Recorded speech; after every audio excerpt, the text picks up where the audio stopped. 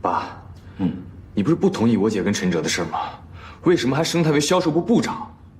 我这个人啊，一向是公私分明。销售部部长是他应得的。这次你被绑架，他也是出了力的。论功行赏，也该轮到他了。爸，这个陈哲2年来靠着我姐升得这么快，现在全公司都在议论这件事了。前段时间刚升为副部长，这么短的时间又成为部长，最重要的是他在公司也没做出什么突出的成绩，恐怕到时候难以服众。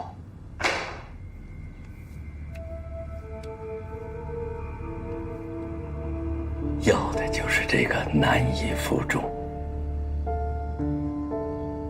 水能载舟，亦能覆舟。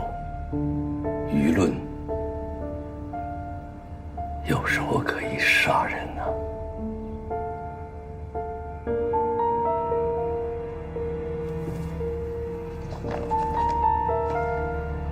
对了，爸，这是前段时间黎东方面给我发的一份酒店项目策划方案。这段时间呢，我好好研究了一下，觉得这个方案有很多的可能性，所以拿过来让你看一下。这个项目的地点呢设在鹿岛。1年前，黎氏集团在鹿岛拿下了一块商业用地，准备开发成集旅游度假为一体化的高端酒店项目。只是目前在资金上出现了一些问题，所以他特意跑过来找我，想跟我们集团一起合作，共同开发。您看一下。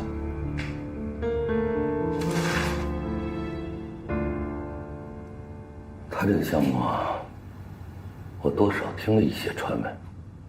这件事情远没有你想的那么简单呐。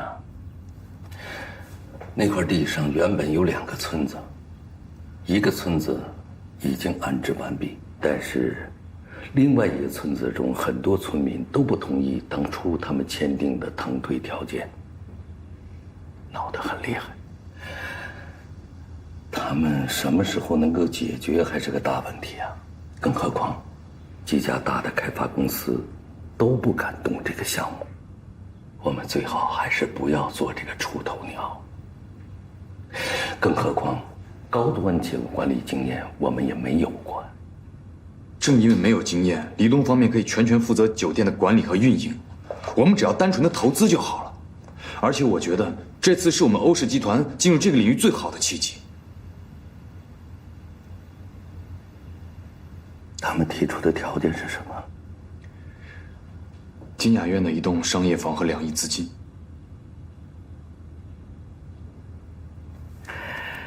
目前集团开展项目众多，我为什么要拿出那么多的资金去帮他？尤其是在他和你姐解除婚约之后，欧黎2家已经没有任何合作的必要。爸，就算我们2家最终不能走在一起，可我们毕竟也是世交啊！而且我跟黎东是这么多年的好朋友，现在他的公司出了一些问题，我帮他一把怎么了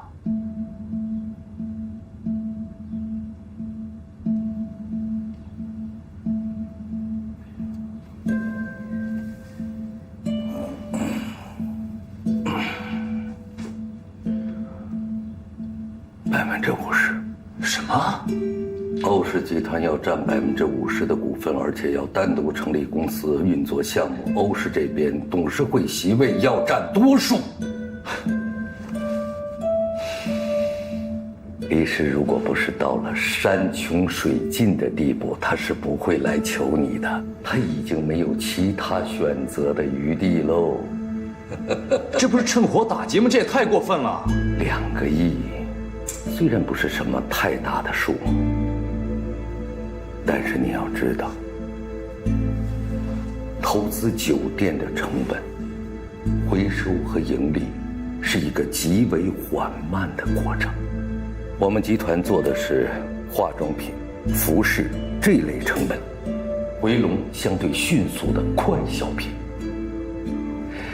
就算是做地产项目，也只专注在商业地产上。南联的楼，我为什么迟迟不封顶啊？我就是在等鹿岛的地铁开通，到时候地价至少要增长30%。我现在给他一栋楼，我会损失多少利润？我也要考虑股东们的权益。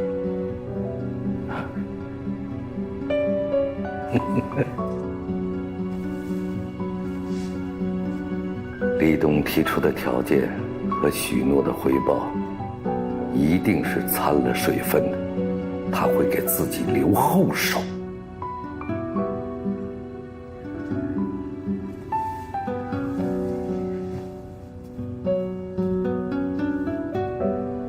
咱们只有把他们逼上绝境，才能争取到最大的利润。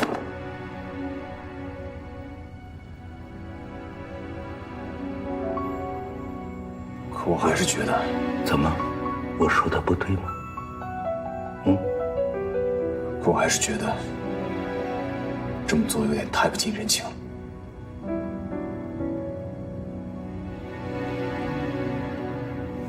过来，儿子。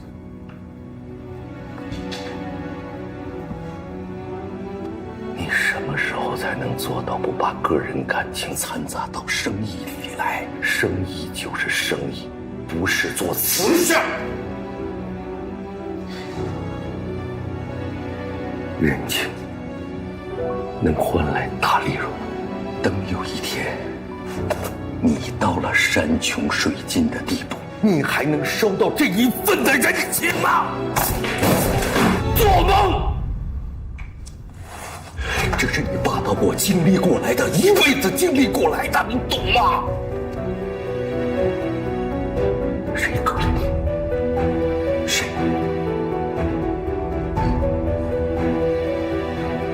这叫生意。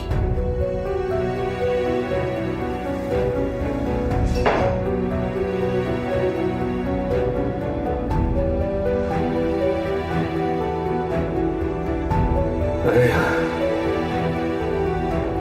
这样吧，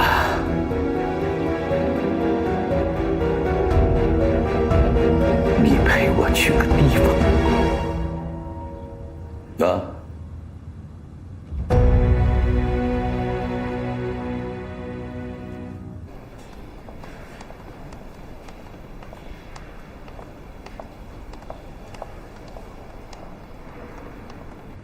欧总，您看安迪的事情，集团的法务应该已经给他发了律师函，之后的事情，法院该怎么处理怎么处理吧。欧总，我那天真的被绑架了，就在发布会当天的早上。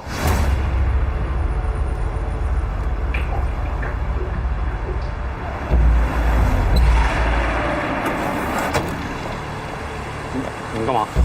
抢劫吗？这有没有钱？哎，你们认错人了，误会。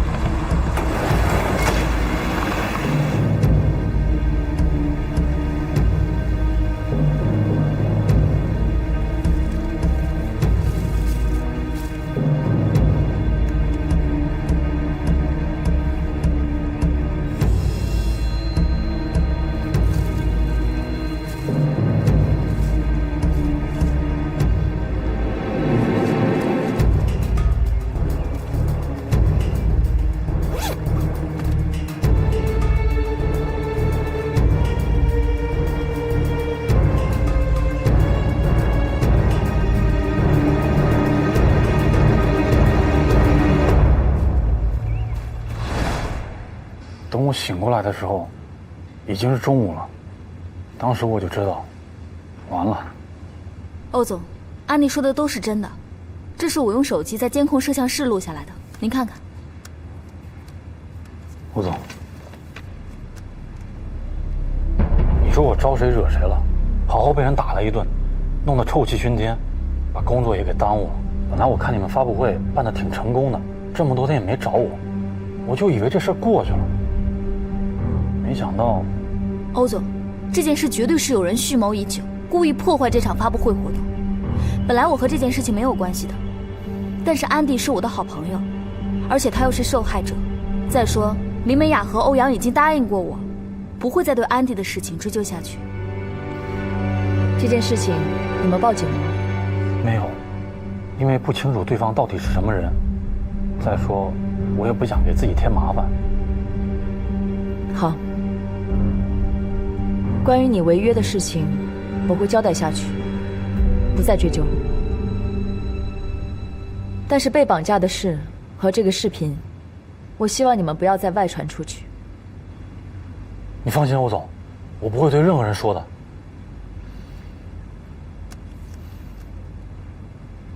那我不送了。好的，谢谢欧总。我们先走了。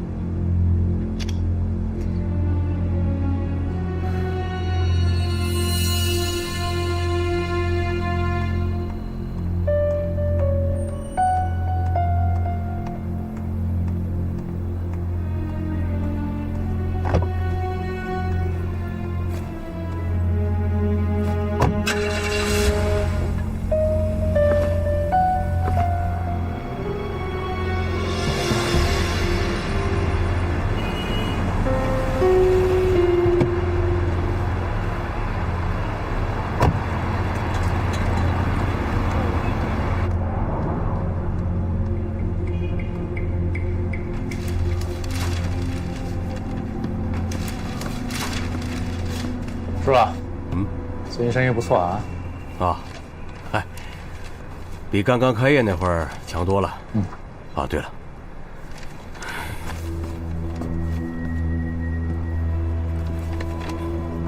你要的东西都在这儿。行，那你先忙，我先走了啊。哎。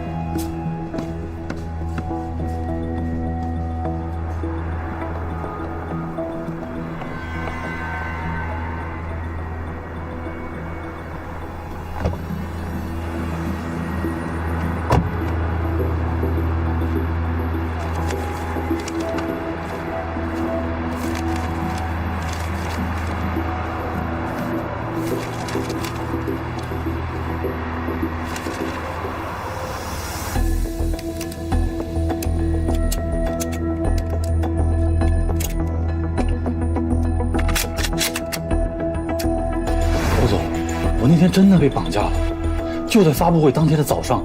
他刚才来我们财务部说要看集团近5年的账务明细，你们不知道这事儿？哦，我想起来了。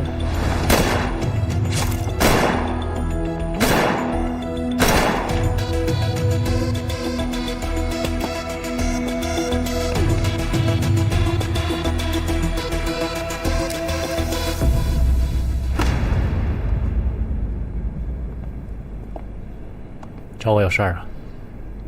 我问你，安迪被人绑架的事情，是不是你找人干的？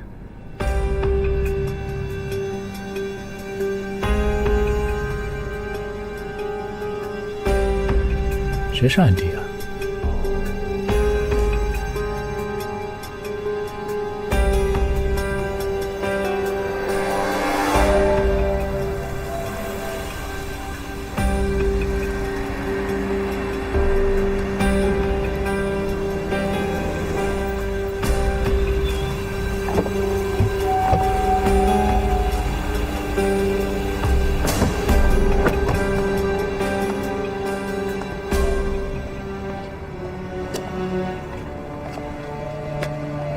这什么地方？儿子，陪我上去看看。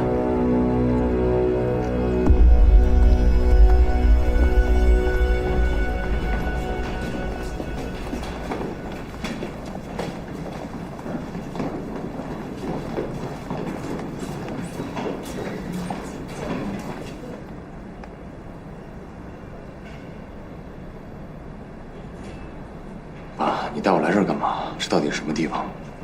当初欧氏集团就是从这小办公室起家的。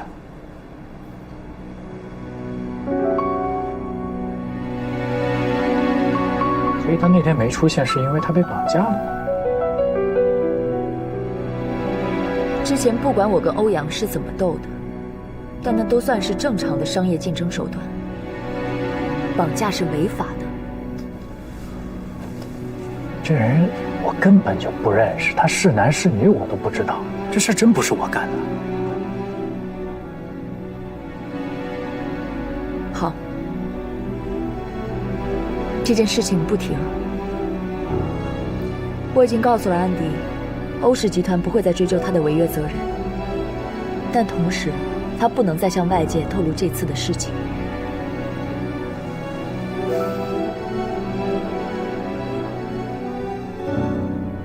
你最近工作压力也挺大的，要不要打几枪试试？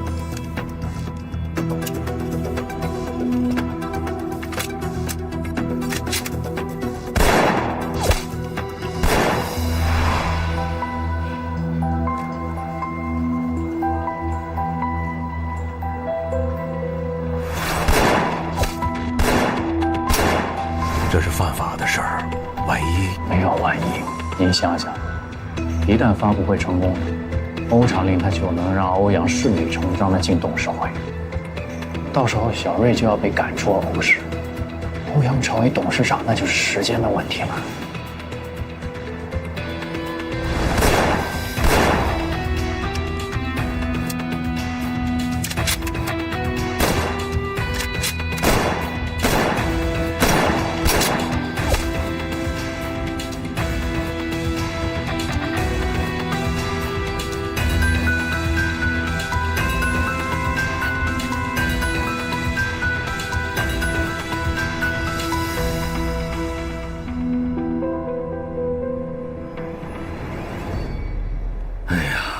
这么多年了，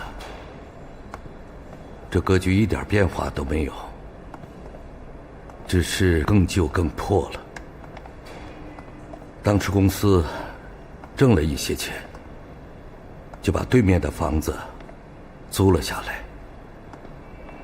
1年以后，这4层啊，一半的房间都是咱们欧氏集团的办公室，再后来就是整个4层。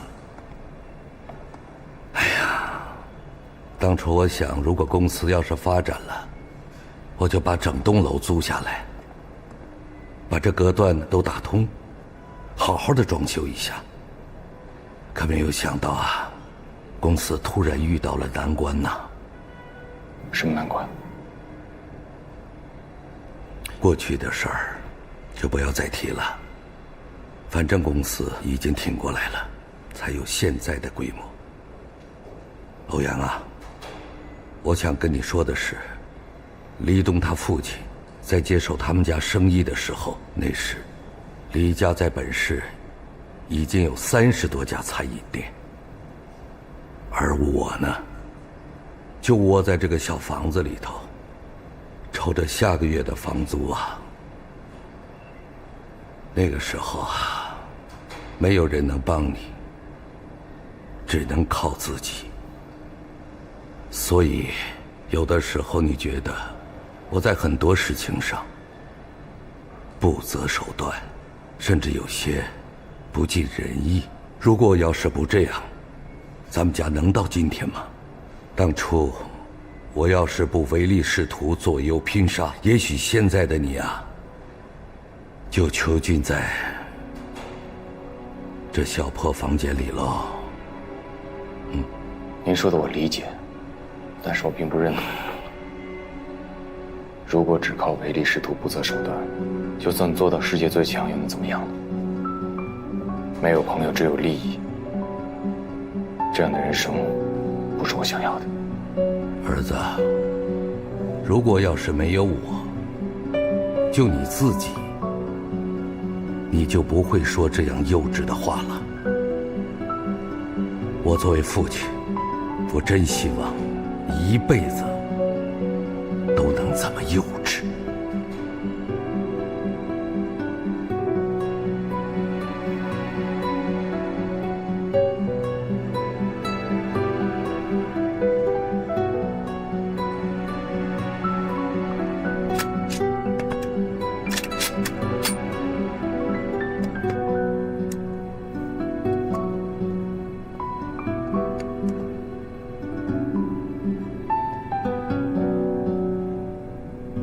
还有一件事情，我没弄明白。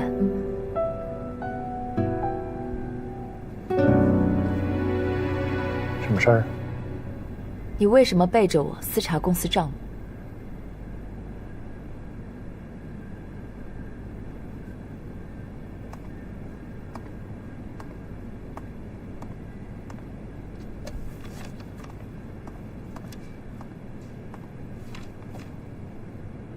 这是什么？结果，只要有了他，不管欧阳进不进董事会，都没关系了。本来我们只是知道，你爸让欧阳进入董事会，是为了通过增资的议案，但是我们不知道那笔资金的来源是在什么地方。查了公司的账目，我才发现，这些年以来，你爸一直在故意削减公司利润。他把一部分的钱转进了一家在巴拿马注册的外资公司户头里。他这么做，既可以避税，又可以拥有一笔随时可以调动的巨额资金。你记不记得那天晚上，我们在你家商量怎么签欧阳的时候，你爸用了1个晚上就调动了3000万的美金。我怀疑那笔钱的来源就是在这儿。我只是查了5年的账目，如果再多查一点，谁知道还会发生什么？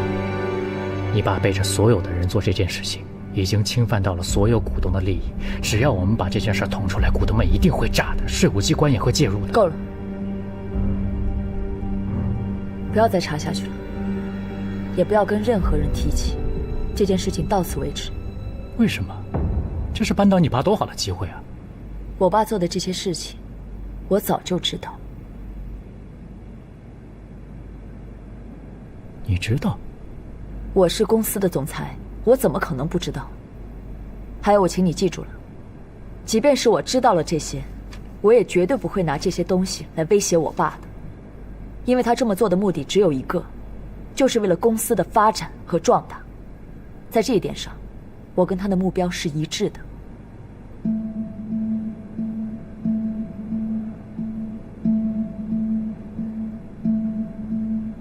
你私查公司账目这件事情，我已经跟财务部的主管打好招呼了，不会跟任何人提起。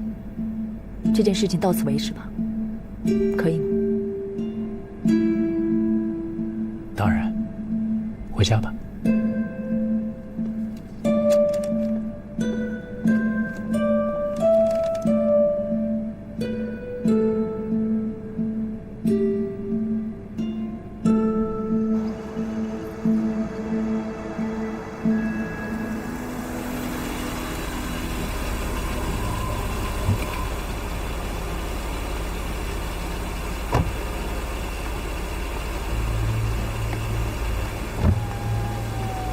欧阳，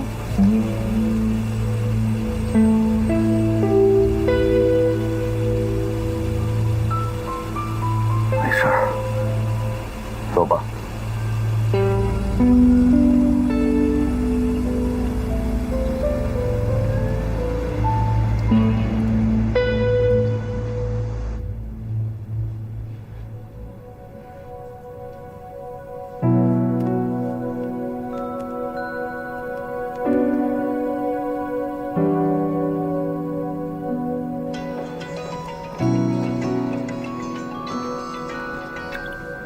还谁啊？是我，徐思雨。思雨啊，我还以为广告呢。没关系，这是我新号码，你存一下。对了，你周六有空吗？有事儿啊？这周六我爸有一个基金启动仪式，之前我们已经邀请欧伯伯和欧瑞姐了，不知道欧阳先生有没有空？你也给我发个邀请函不就得了吗？还特意给我打个电话。那当然了，我得亲自邀请才行啊。好，那就周六见吧。周六见。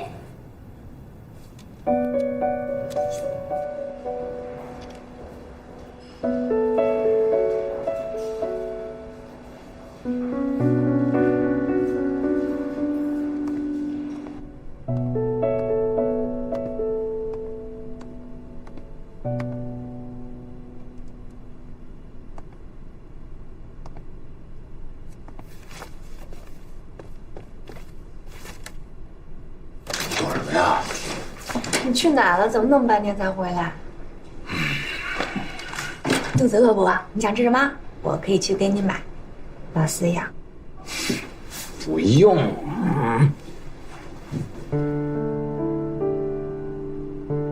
你怎么了？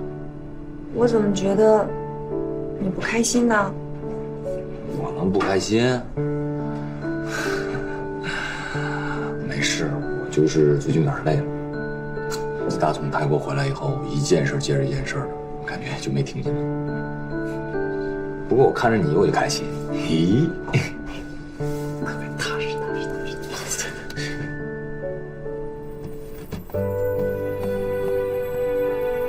是不是咱们俩的事情，你爸又给你施压了？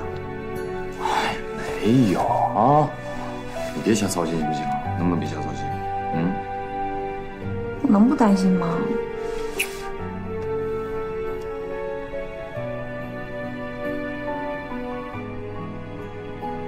还没签呢。公司的员工试用期是1年，我现在还没到，我可不想搞特殊，尤其是在这个时候。之前你可是哭着喊着让我给你转正啊，现在怎么突然就成了公事公办了啊？因为之前我是你的员工，做任何事情我当然要为我自己考虑了。但是现在我是你的女朋友，做每一个决定之前，我都会为我们俩考虑。尤其是你姐和陈哲的事情，闹得公司谣言四起的，我觉得我们得低调。我可不想把你推到风口浪尖上去。行，反正也是早晚的事。哎，晚上我陪你去试一件礼服好吗？然后我们再去吃饭。陪我去试礼服啊？又没什么活动，为什么要试礼服？思雨啊，哎，你的这份嘉宾名单啊，我看了，基本没什么问题。哎，但我怎么没有看到林美雅的名字啊？她不是你最好的朋友吗？而且她也是欧氏集团的员工，正好一起参与一下嘛。我也好当面向她表示感谢。他那天有事儿，所以来不了。哦，好吧，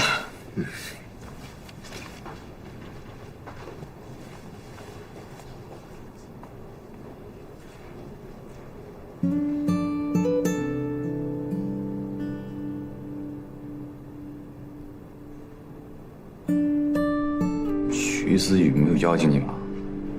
邀请我去哪？就是这周六他爸有个什么慈善、什么基金发布会，可能我也不太清楚。我还以为什么事儿呢，那种地方不适合我。思雨她最了解我了，她知道我不喜欢那种地方，她一定是把什么都替我想好了，所以才没告诉我。可是我想让你陪我一起去。可是我真的不想去。OK。哦，这么说定了啊，不许反悔啊，必须去。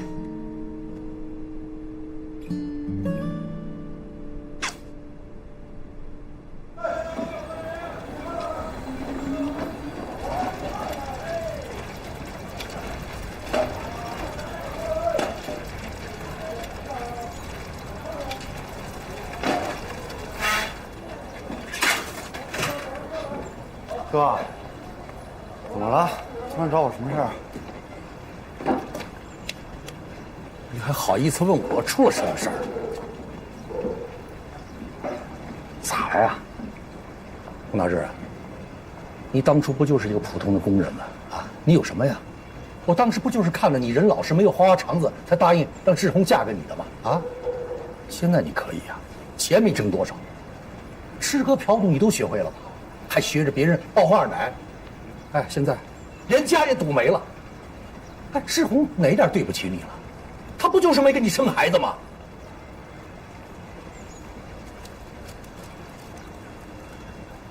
你这跟我装是不是啊？我今天去你家了，结果呢，正好碰到要债的堵在门口啊。哎，那花圈纸人就摆在门口，丢不丢人呐？这作为邻居人怎么议论呢？40好几的人，你能不能要点脸呢？我说志红这段时间怎么给我要这么多钱？原来啊，都给你还赌债去了。你看你现在这个样子，你还是不是个人呢？啊，你还有没有点良心？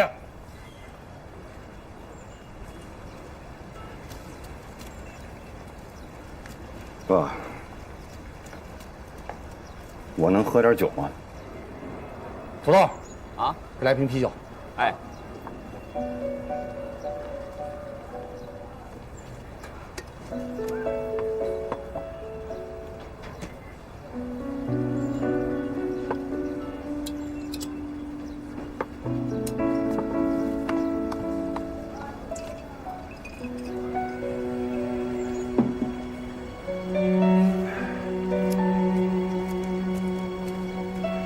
哥，林志宏他在撒谎，我根本就没有赌博，也没有去包二奶，他是骗你的。我本来打算把这些事儿我都烂在肚子里，我谁都不会去说。你说你遇到再大的困难，那也是我和他之间的问题。哥，我心里实在是委屈啊！你都不知道这些年我是怎么过的。我不想跟你说了。你别哭啊！有什么你说出来嘛啊！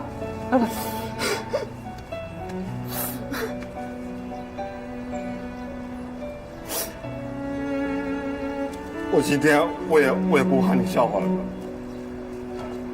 你知道我为什么要和林志宏离婚吗？为什么呀？按说，两口子过了这么多年，能不离我不会。可是他把家里所有的钱全拿去赌了，连房子也早就抵押出去了。高利贷呀，那帮人都是借高利贷的呀，利滚利，我一个月得还2万多，现在还欠着好几十万没还的。你说我这日子该怎么过，哥？不是，是，我现在虽然在钢厂当个营业科的科长，但是这2年钢厂效益不好，你也知道，我工资发不了多少了已经。志宏呢，前2年自己倒腾服装，就跟那帮小老板整天的混在一起，也不知道怎么就染上赌博了。我当时我就劝他，咱不要把这心思啊放在这犯法的事上。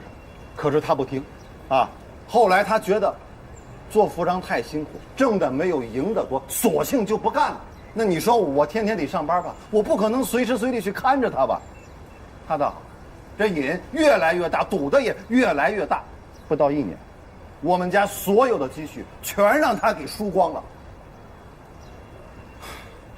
当时我心想，输光了也好，你没钱赌了吧，对不对？可是你猜他怎么着？他居然背着我去借了高利贷。那没问题，我帮你还。刚开始我这工资还能给他还上，可是您知道这高利贷越滚越大呀。我最后我能借的钱我全借遍了。我不怕你笑话啊，我那些亲戚朋友现在见了我电话都不敢接。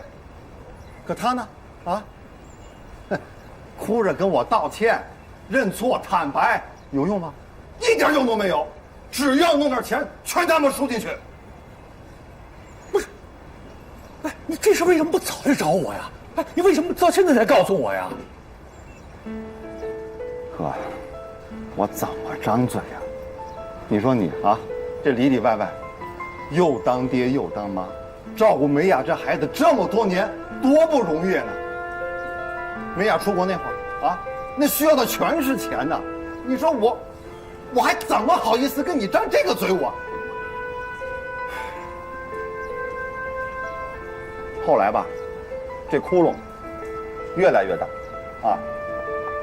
我跟你说实话，我现在连利息都还不上了，所以这帮高利贷的人，3天2头的去我家，半夜3点2点的去砸门呢。你说我还得上班呢，我这日子我过得是提心吊胆的呀。索性，哎，我搬到我们钢厂职工宿舍了。不过这段时间我也想明白了，老话不是说吗？夫妻本是同林鸟，大难临头各自飞呀。哥，你别怪我，我冯大志对他林志宏已经算是仁至义尽了。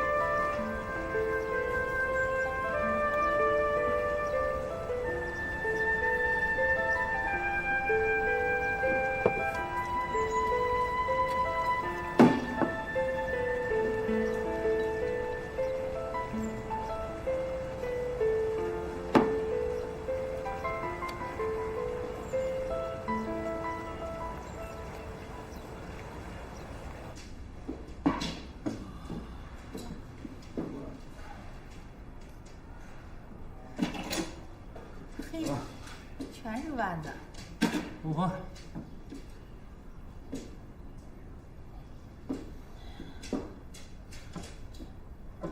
要钱？哎，等会儿，糊了。什么你就糊了？你这时候还糊？你看你糊那小屁糊，把我这一整天就做了这么一把大牌，对不住了啊！真是够缺德的。谁规定啊？小屁股不让糊的？给钱，给钱，给钱！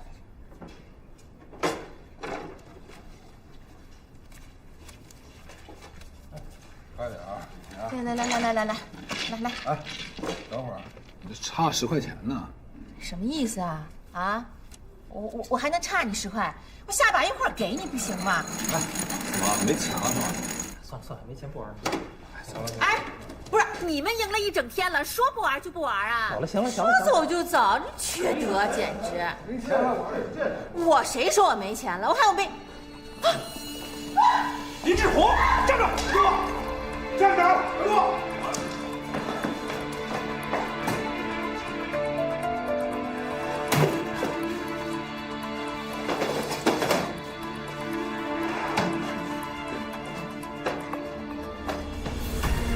跑什么？林志宏，你想往哪儿跑？怎么？咱们换个地方聊一聊。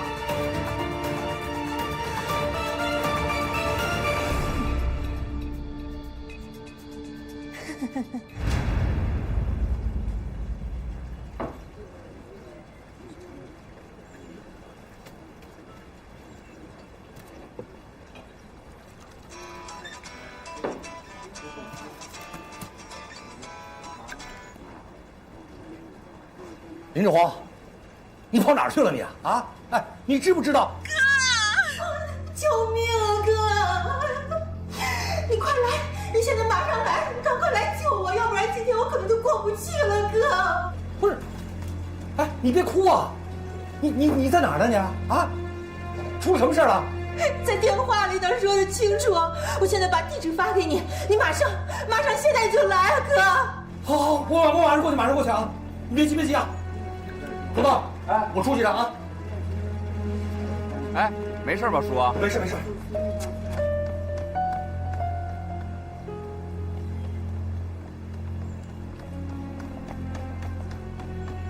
钱总，小钱总，你放心，我哥就我这么一个妹妹，我出事了他肯定得管。